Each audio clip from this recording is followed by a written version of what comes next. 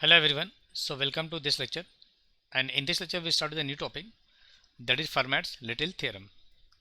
And in this topic we're going to cover some theoretical background related to the Fermat's Little theorem, and then after that we'll see the problem solving part.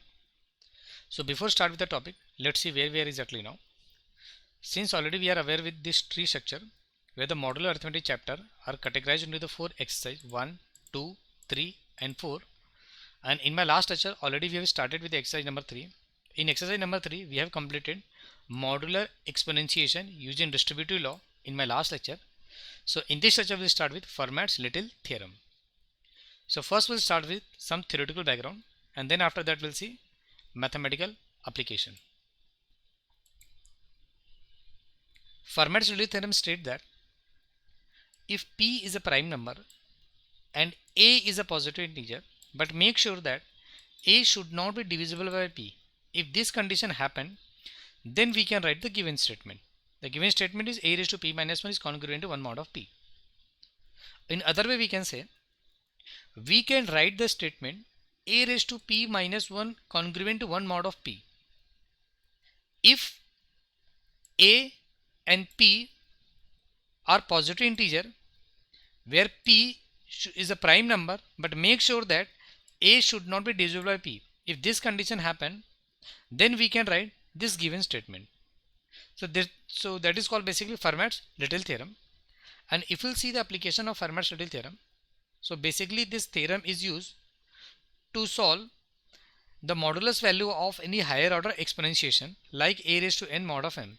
So this type of calculation we can do with the help of Fermat's Little theorem, but make sure that every time Fermat's Little theorem may not be applicable, and it has some restriction, and the restriction says that we can apply Fermat's Little theorem in a raised to n mod of m if a and m are positive integer, and at the same time if m should be prime number, that is m equal to p, and the last condition says that a should not be divisible by m. If these three conditions are satisfied, then and only then we can apply Fermat's Little theorem to solve a raised to n mod of m. Now we can understand this thing with the help of the example also. Since already we are aware with this condition, we can evaluate a raised to n mod of m. If three conditions are satisfied, first condition a and m should be positive integer, and second condition m should be prime number, third condition a should not be divisible by m. Suppose here we have example 11 raised to 2054 mod of n, mod of 9. Now here we'll check, can we apply Fermat's Little theorem to solve this statement? Yes or not? So first of all, what we'll do now, here we'll compare the standard function. So the standard function is a raised to n mod of m. So if we'll compare, the value of a will be 11 and the value of m will be 9. So the rule says that a and m should be positive integer. So here 11 is also positive integer, 9 is also positive integer, and the second rule says that m should be prime number. So here m is 9, and but 9 is not a prime number because 9 is divisible by 3. Hence we can say this problem cannot be solved using Fermat's Little theorem. Hope these things are clear to you now. Always remember that we can solve a raised to n mod of m using Fermat's Little theorem if and only if these three conditions are satisfied. But here the condition number 2 are failed. So here we cannot apply Fermat's Little theorem to evaluate this thing. Now check the second part. Can we apply Fermat's Little theorem in this case? So first of all, we'll find the value of a and m. The value of a will be 11 and the value of m will be 13, right? The first rule says that a and m should be positive integer, so it is a positive integer. Rule 2 says that m should be the prime number. Here m is 13, so 13 itself is a prime number, right? So this condition is satisfied.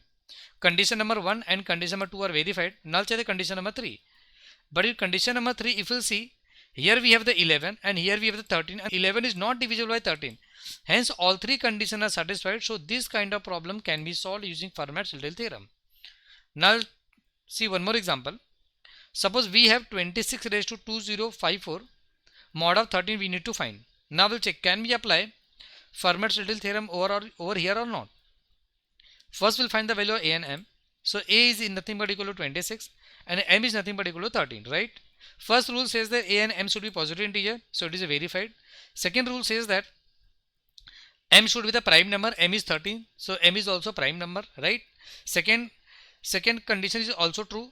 Now the third condition says that A should not be divisible by M, but A is a 26 and M is 13. So 26 is divisible by 13. Here condition में 3 is fail. So here we cannot apply Fermat's-Little theorem. So in all three cases, only the Fermat's-Little theorem can be applicable in the second case only, right? So I hope you understood this case and the rule of Fermat's-Little theorem. So this is the end of this lecture, and from the next lecture, we'll start with the problem solving part. Thank you.